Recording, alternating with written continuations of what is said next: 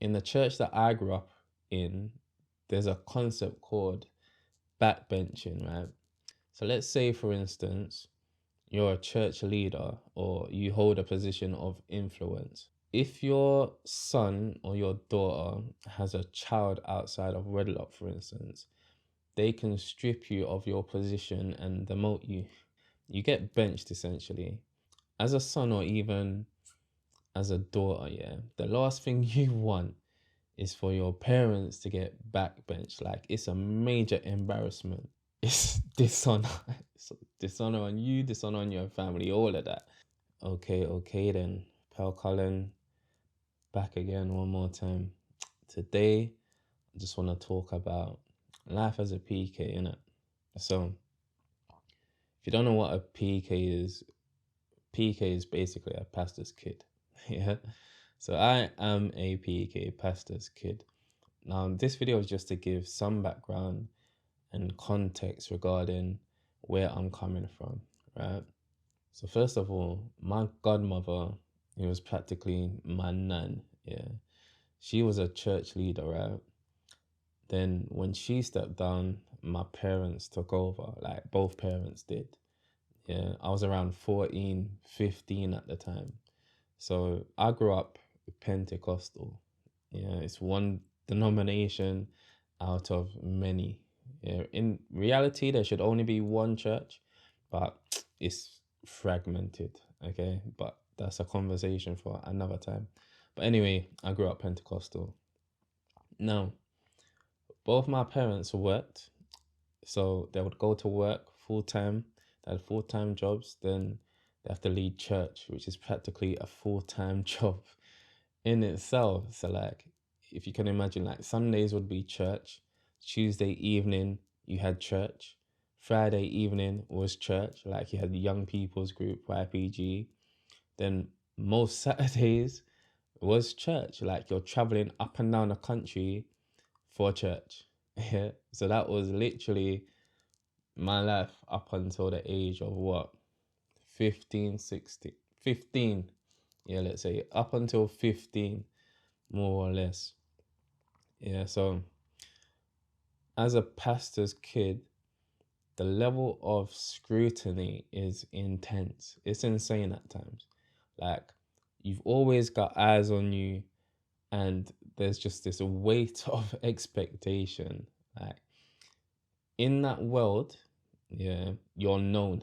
Yeah, you're known. Everybody knows who you are. And for me personally, there wasn't really an escape from that. It's basically like being a celebrity. So think about, you know,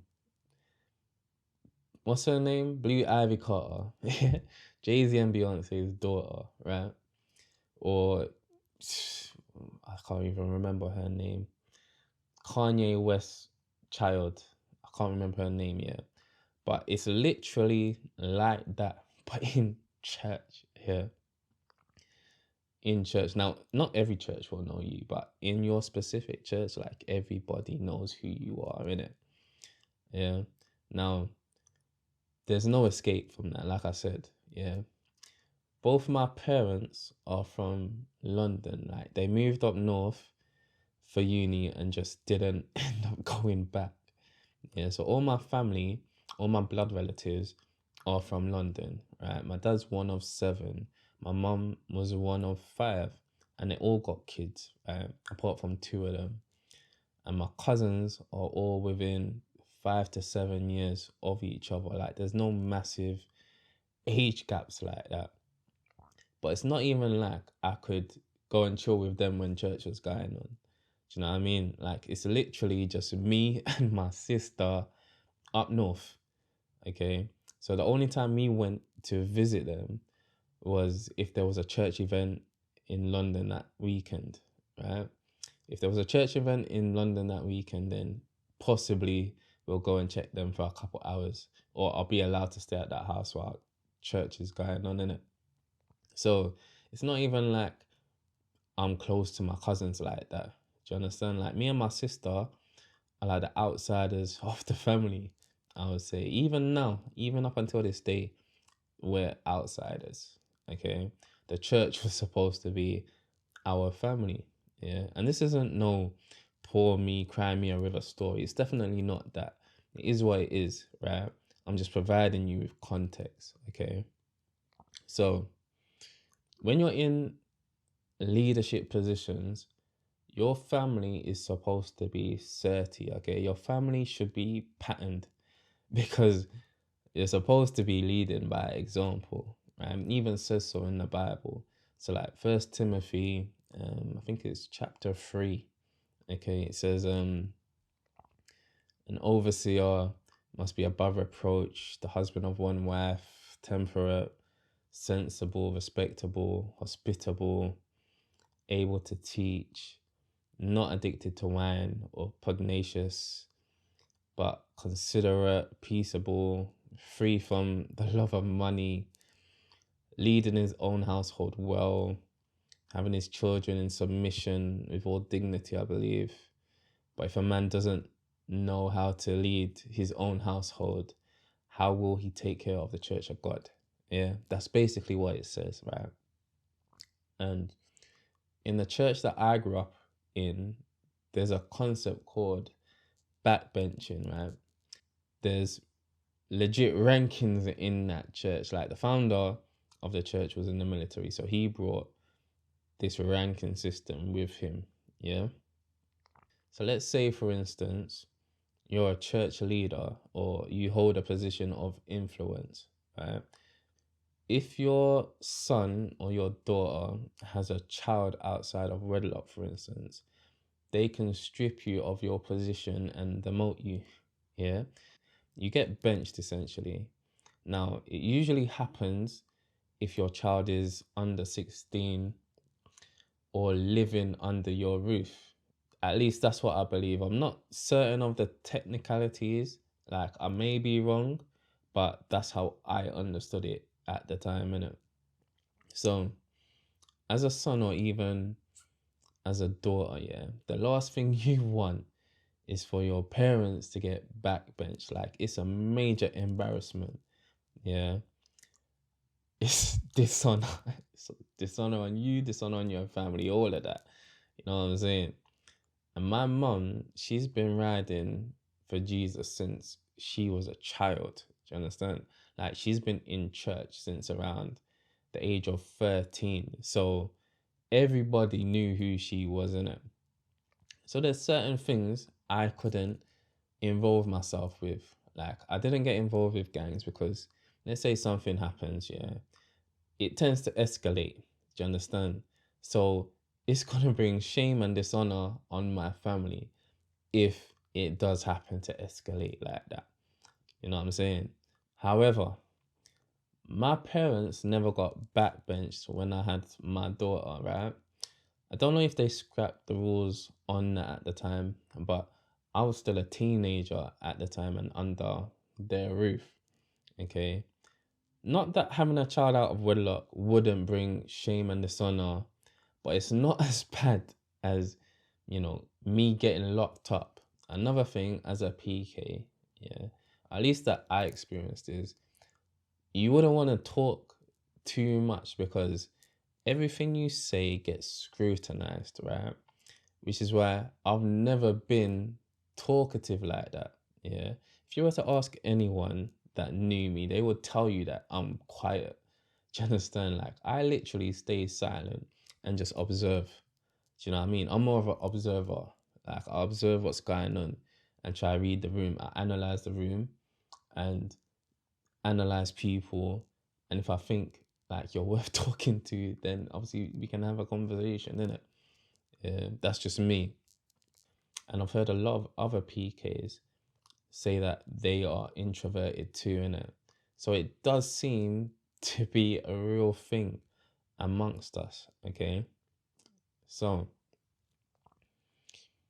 you gotta be careful with what you're saying on the internet and social media because if one person happens to see it, it gets reported back and it can start a problem in it. And your parents don't even need to be on the internet. They don't even need to be on social media like that. Like my parents are not on social media, never had been. Do you understand? But they'll still hear stuff. Yeah. they'll still hear stuff if I post shit. Okay. So you're rarely allowed to make a mistake or speak out of turn. Do you understand what I'm saying? However, I'm grown now and not a part of the church. So I feel like I can speak about certain things, certain topics a bit more freely, but it was definitely something I was conscious of growing up. Like starting a YouTube channel back then was definitely out of the question. Like that was a no-no. Do you understand? That was a non-starter. Yeah. Another thing as a PK, another thing growing up as a PK is that conversations with my parents at least were difficult at the best of times. Okay. It's like, are you having a genuine conversation with your parent or are you speaking with the church leader? Do you know what I'm saying? Like, it's difficult to speak to anyone really. Like, you'll have elders in the church who will say, if you ever want to talk, you can talk to me. You get all of that. But I never really took anyone up on that offer. Yeah. Because half the time my thoughts are completely left. Yeah. Like, you'll be shocked at some of the things that I think about or that crosses my mind, right? And so I wouldn't want to let anybody in like that and then start making assumptions or judgment. Do you understand? And then, trying to judge my parents based on that as well. Do you understand? Especially like the things that I was going through as a teenager, you know, because then you start questioning your parents automatically. But yeah, you don't have anyone to talk to. You can't talk to anyone like that. Yeah. But that's just that's just what it is. You're kind of isolated in a sense. Now there are two stereotypes associated with preachers' kids. Like you've got some that are perfect role models, right? And you got others that are the extreme opposite. Like they go completely left and are just rebels, you know. Some call it the preacher's kid syndrome, yeah, in which children of parents in leadership positions reject religion and the church. Okay. Now you do have some that follow their parents' footsteps, like Martin Luther King Jr., yeah, for example. His father was a church leader. Yeah. Now, I would say I'm one of the latter. Like I was very rebellious. Yeah. And one of the major things for me was I saw a lot of hypocrisy. Yeah. I saw the politics. I was a witness to it. Yeah. I witnessed the chit chatting, the backbiting. And it's like these people are supposed to be Christians, yet they're no different from the world. Like, make it make sense, innit? Like, your lives are supposed to be different. Yeah. But I'm not seeing any difference. So I didn't like that. Yeah. I didn't want to be a part of it. It just put me off completely. Like, and it's like, if my parents weren't at work, they were leading a church. And if they weren't leading a church, then they were on some sort of church business. So I didn't really have my parents like that. Do you understand? Like I was always sharing my parents. Do you understand? And that's not just with my sister. I'm sharing my parents with like 30, 40, 50 other people. Do you understand? Like if somebody has an issue, who do they go to? They go to my parents. Like that. But at the same time, I never wanted for anything. Like I'm not gonna say I did because I didn't. Never missed a meal, always had hot water, always had a bed, you know what I mean? Always had clothes. But when it comes to like quality time, I never had that. Yeah. Now, they might deny it, but that's how I've always seen things. Yeah. And I remember this very specifically because when I was around 16, 17, my girl at the time got baptized and she went off to LA. She come back and I found out she got baptized in it, and I was like, it's another conversation, isn't it, about being equally yoked and unequally yoked. I'll do another video on that. But she got baptized, yeah. So she wanted to do this church thing, right? And she's always been like that from since I can remember. That's where her heart's been, in it. Yeah. But for me, I was never about it because of my parents. Yeah. Because you have to give so much of yourself. Like, I saw my parents give so much of themselves. And I'm like, if I'm in a relationship with someone and we're having children and so forth, like, I want to be able to spend time and give the best version of myself to my children. I don't think, or I didn't think at the time, actually, I still don't think at the time, like, I still don't think you can do that whilst being a church leader. Yeah. Or at least being a church leader and still doing a full-time job at the same time, innit? So I've never been on it. I've never been about it. So yeah, I just didn't want to be about it. Like, from 16 onwards, I didn't really attend church. The only time you'll see me on church, really, was because my girl went church, innit? So the times that I'm traveling up to London and or traveling to Leeds, for instance, is because I know my girl's going there.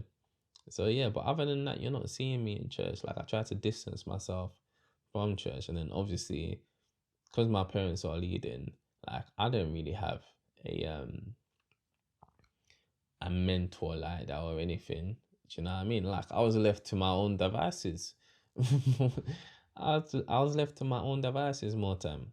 When my parents became like church leaders, pastors, my sister was already off at university.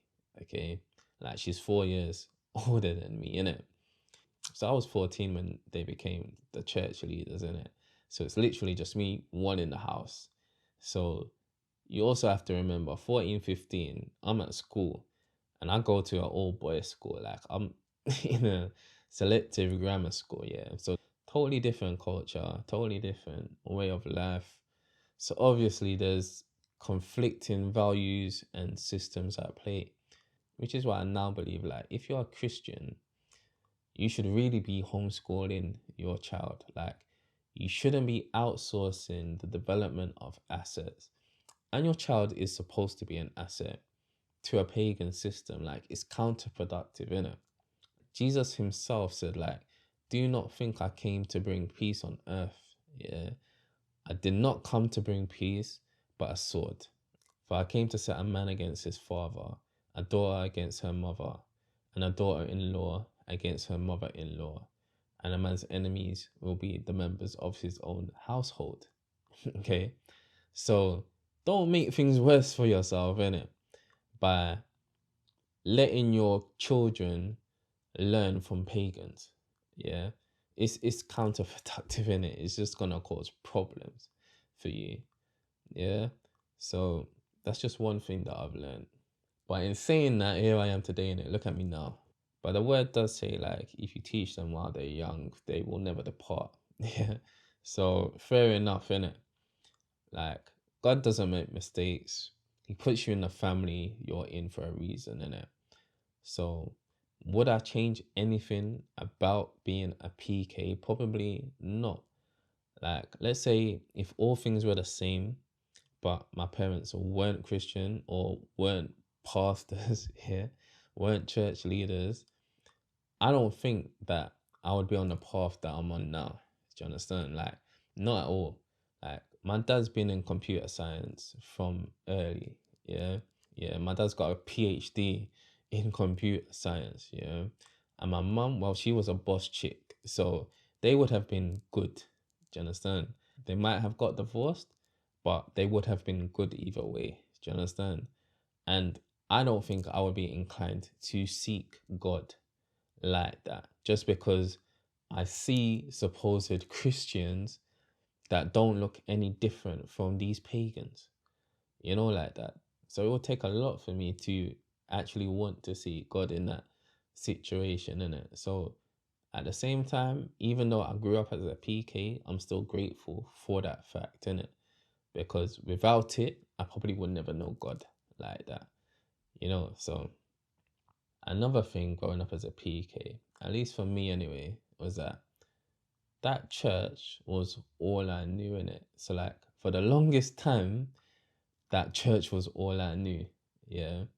that church and the body of churches, isn't it? Because like they've got branches all over the UK. They've got branches in, America, Jamaica. Yeah. Pentecostal and that particular um organization or branch of Pentecostal was all I knew in it. And it's like, as a PK, if you go to another church, it just seems weird, innit? Do you know what I'm saying? So it's only recently that I've experienced other churches. Like my friend put me onto another church which I've been attending for like the last 3 weeks or so, or at least the last 2 weeks. I've been there twice, let's say. Yeah. And I'm grateful to her for that. Like, but it's just an eye-opening experience because I've been to a couple of churches before, and they're just so different from like my church, in it, or at least my parents' church. So yeah, it's been an eye-opening experience to go and try out these new churches for me. Yeah, and this has only been recently, like within literally the last year. Do you understand? Like, if I went to church, it was to my parents' church. Like, I didn't really visit churches outside of my parents' church. And even then, like, I stopped going to church. Like, I haven't been church preceding this for years. Do you understand? Like, I've been a couple occasions when they've had an event going on just to show face and that. But apart from that, like, I don't go church. Like, I don't go church on a weekly basis like that. Yeah. But I've found a church now, which I'm enjoying. I'm enjoying the church, to be honest, and just enjoying the atmosphere, the vibe. And it feels refreshing that nobody knows me there. Do you understand? Like, there's, it's hard to explain, but like, there's no judgment on you. So I definitely think, like, if you're a PK, especially a young one, you should try out other churches. Do you understand? Especially if you want to escape like the judgment and the eyes, right? The constant eyes that are on you. But you still want to be, you still want to learn about God. You still want to but you still want to learn about God. Yeah. The best thing you can do is probably try and find another church to go to. Yeah. As long as they're biblically sound, of course. And they've got a sound doctrine. Yeah. Try and go to another church. That would be my advice. But yeah, that was life as a PK growing up. Yeah. And as I said, this isn't no pour me soul, cry me a river kind of story. Like, this is just providing you with context of my experience as a PK, my experience, like my childhood, and it will also give you insight into the way that I am and also how I think and view things. Yeah. So yeah, hope you enjoyed this video, and I got another one coming. Obviously, like I said, I will talk about I will speak on equally yoked relationships and unequally yoked relationships and the dangers of them. But yeah, that's it. Pal Cullen, I hope you found value in this video. If you are a PK and anything I've said resonates with you, or even if you've had a different experience, like, obviously just drop a comment in it, like, leave a comment. But yeah, that's it. Pal Colin, see you in the next video.